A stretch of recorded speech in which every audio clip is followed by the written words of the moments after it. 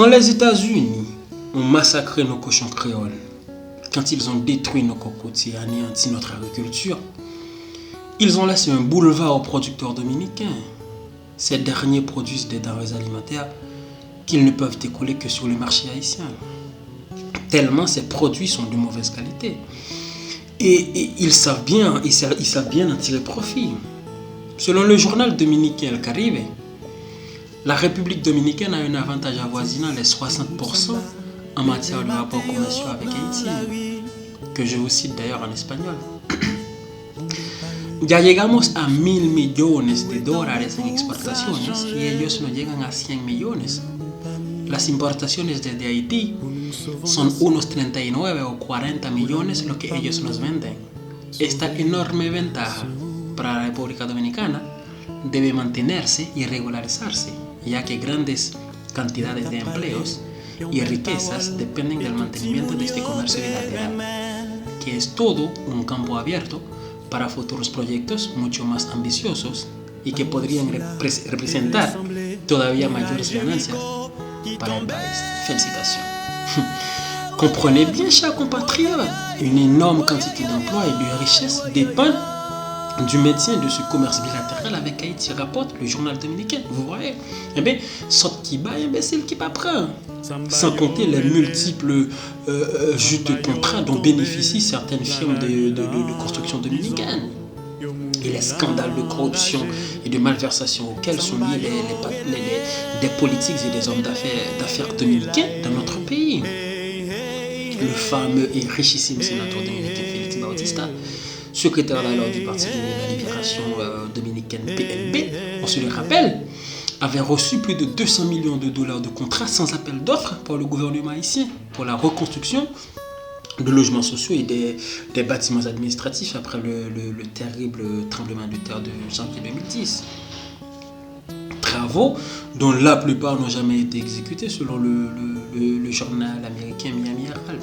Mais dans les propos cités par le journal El Caribe, il y a un passage qui retient particulièrement mon attention et je vais le traduire mot à mot. D'abord, je recite en espagnol. Ya llegamos a 1.000 millones de dólares en exportaciones y ellos no llegan a 100 millones. Las importaciones desde Haití son unos 39 o 40 millones, lo que ellos nos venden. Esta enorme ventaja para la República Dominicana debe mantenerse y regularizarse, ya que grandes cantidades de empleos y riquezas dependen del mantenimiento de este comercio bilateral.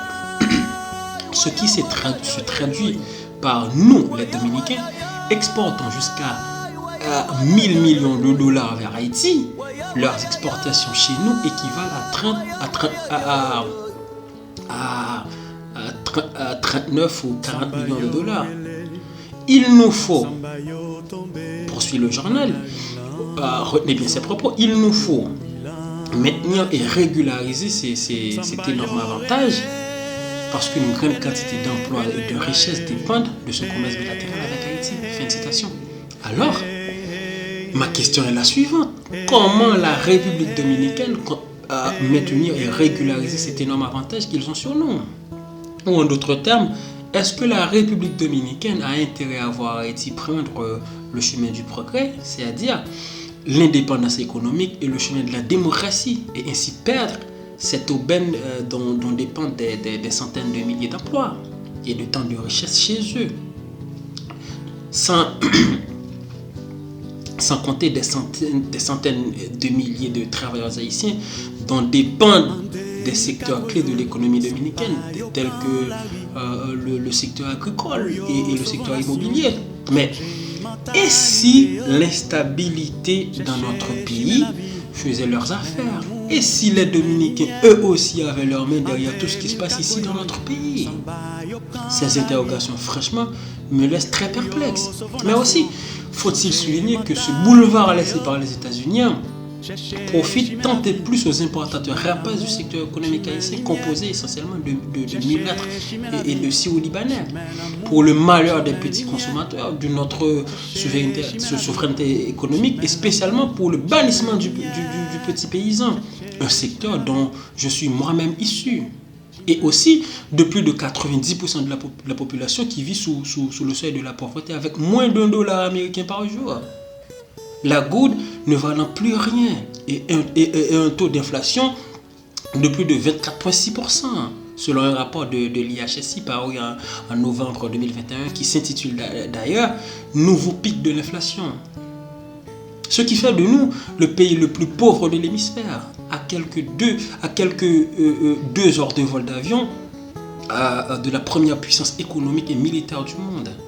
Pays dont la plupart de nos oppresseurs locaux sont citoyens. Ça, il faut le dire.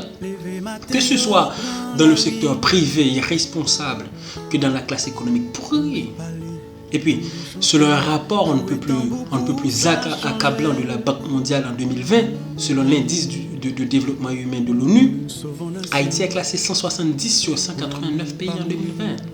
Haïti a le PIB par habitant le plus bas de la région Amérique latine et Caraïbes. En 2020, notre PIB était de $2,925 US, alors que celui des autres pays de la région était de plus de $15,000 américains.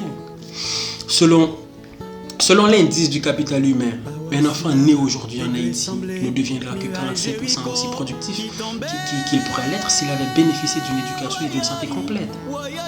Plus d'un cinquième des enfants sont à risque de limitations cognitives et physiques. Et seulement 78% des jeunes haïtiens de 15 ans survivront jusqu'à 60 ans. Vous voyez? Alors, l'avenir nous réserve le pire, mes amis. Notre demain, notre futur, nous, le bas peuple, tout noir, on danse sur un volcan endormi. Alors, y a-t-il pire forme de violence que celle-là?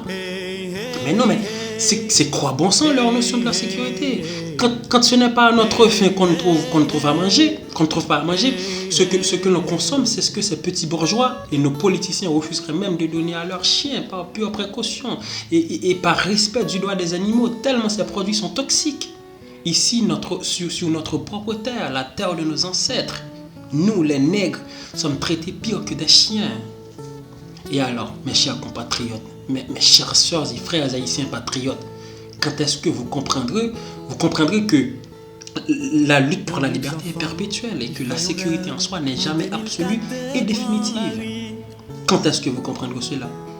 Qu'il est à comprendre que nous pas qu'à tout le temps après envoyer bataille ça de fait. Pour tout ça, on fait une passé ou on pas jamais réagir. Définitivement, on est convaincu qu'ils ne sont pas lâches, qu'ils n'ont pas campé, qu'ils n'ont pas pété gourmet. Qui l'est? Sinon, il y a fait exterminer nous graines pas graines, pile pas paquet. Nous pas moun encore.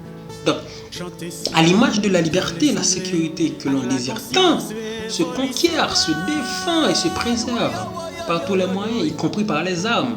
Et paradoxalement, il y a quelque chose d'inhérent au concept de la liberté. C'est que cela se conquiert le plus souvent par la force des armes. Et cela exige de l'amour de sa patrie et une vision, mais aussi de la ferveur, de la ténacité et de la vigilance absolue. Car pour passer de l'ordre au chaos, il ne faut que pas. Une moindre négligence, une moindre incompétence peut tout chambouler d'un moment à l'autre. Et il y aura toujours des prédateurs à la liberté à la fuite et des anarchistes invétérés pour saper nos vies et nos valeurs. Écoutez, tant que l'incompétence, la médiocrité, la corruption et l'impunité subsistent en Haïti, la barbarie a encore de beaux jours devant elle. Et tant que nos dirigeants continuent d'être le vassal de la communauté internationale et plus précisément des États-Unis, on n'est pas prêt de voir le bout de notre calvaire. Tout autant nègre saute qui n'en tête l'État ça, avec la bourgeoisie continue à mettre pieds sous coup malheureux ak malheureux, nous fait carré pour un petit gang ak petit volet. D'ailleurs, c'est pas moi qui apprendre nous que chaque grand politicien ici son chef gang. Et yo plus violent que jeune femme ak jeune garçon qui a pris les âmes dans ghetto. C'est pas non.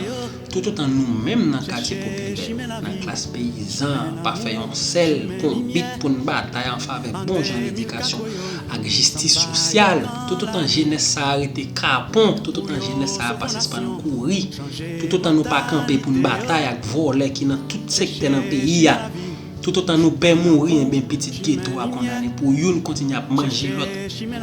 Attendez nous pas mourir pour la patrie, mais en vérité nous pas pour qui ça n'a vivre. D'ailleurs, il n'y a pas aucune valeur, aucun côté sur la terre, il n'y a pas de valeur.